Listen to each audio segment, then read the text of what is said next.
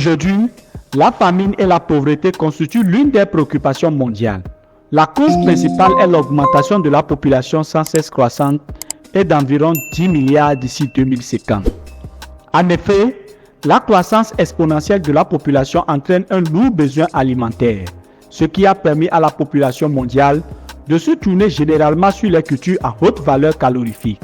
Parmi ces cultures, le manioc est l'une des cultures les plus consommées et les plus utilisées dans le monde.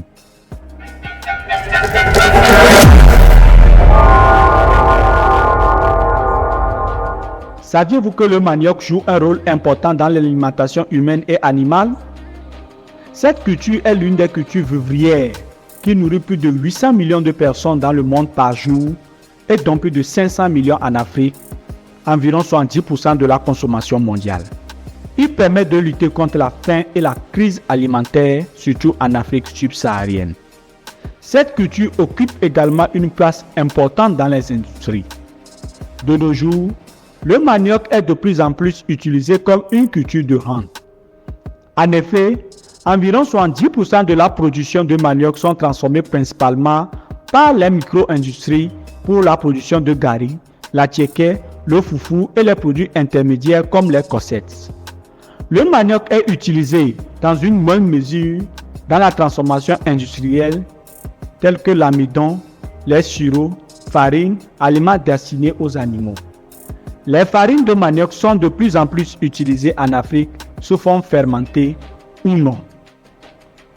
En 2020, la production mondiale de tubercules frais de manioc a été de plus de 303 millions de tonnes avec l'Afrique comme le plus gros producteur, environ 65% de la production mondiale.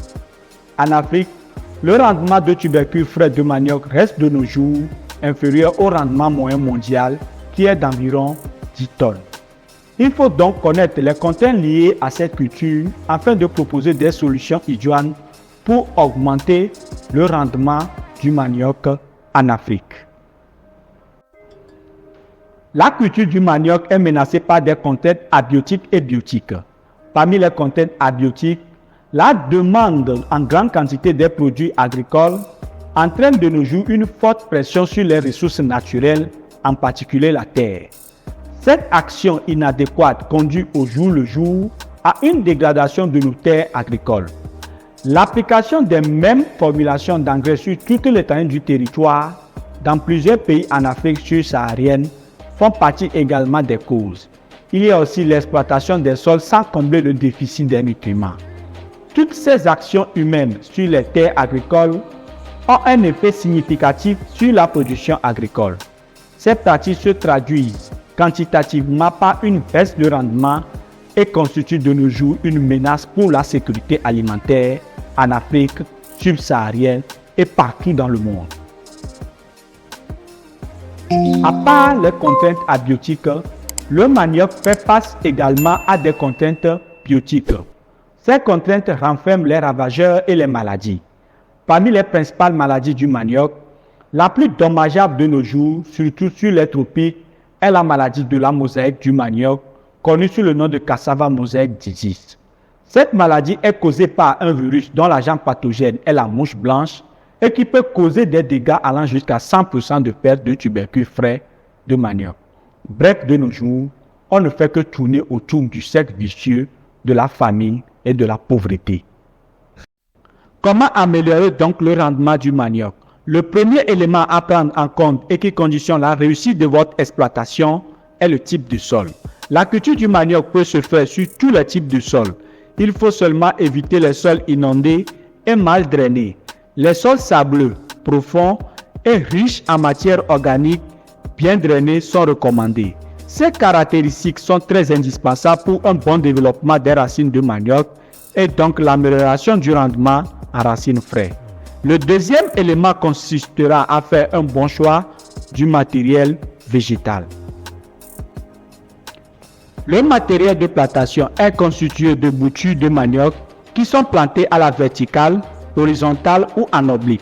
Il est donc primordial d'acheter les boutures indemnes d'agents pathogènes et en tenant compte du choix de la variété qui est liée à votre objectif. Il existe dans tous les pays du monde un centre ou institut des travaux de recherche agronomique. Il est donc souhaitable d'acheter ces boutures auprès de ces instituts. Après le prélèvement des boutures sur les tiges de manioc, il est indispensable de faire l'assainissement. Pour cela, il faut tremper ces boutures dans une solution d'insecticide fongicide pour protéger les boutures contre les maladies phytopathogènes. Le troisième point est la période de plantation. Elle sera choisie de sorte à exploiter au maximum la saison culturelle. La règle est que le manioc doit être mis en terre juste après les premières précipitations. Ceci permettra d'éviter les pertes de boutures par déshydratation. L'amendement organique vient en quatrième position. La matière organique permet de combler en partie les nutriments exportés par les plants de manioc. Elle améliore la structure de votre sol, permet une utilisation efficiente des engrais minéraux, mais aussi garantit une production durable. Aujourd'hui, il existe des systèmes de production qui permettent une exploitation durable. Parmi ces systèmes, nous avons la rotation sous couvert végétal, la jachère saisonnière améliorée, l'association culturelle et surtout avec les légumineuses à graines. Le cinquième point est le choix de la variété de manioc. Les instituts agronomiques de chaque pays continuent de développer des variétés résistantes aux diverses maladies, au stress hydrique et à haut rendement. Il est donc conseillé de s'adresser au centre de recherche agronomique de votre pays pour choisir la variété adaptée à votre zone. Le sixième élément qu'il faut vraiment prendre en compte est la densité de peuplement. Chez le manioc, la densité de peuplement est largement tributaire de plusieurs facteurs qui sont édaphiques et climatiques, mais aussi la variété, la fertilité des sols, la technique culturelle et l'utilisation des tubercules de manioc. Le numéro 7 des éléments à prendre en compte pour augmenter le rendement de la culture du manioc est l'entretien de votre culture. Les mauvaises herbes constituent de sérieuses contraintes à l'amélioration des rendements de culture. Ils concurrencent des cultures spécialement pour leur alimentation en eau, mais aussi en nutriments. Les premiers désherbages sont très importants dans la culture du manioc. Si vous voulez améliorer votre rendement, en plus du désherbage, il faut également faire le butage si nécessaire et aussi les traitements phytosanitaires. Le dernier point, qui est le numéro 8, consiste à faire l'inspection régulière de votre parcelle. Le suivi de votre exploitation agricole joue un rôle capital dans l'amélioration du rendement. L'inspection permettra de détruire les plants attaqués par les maladies virales, mais aussi d'identifier la présence des ravageurs.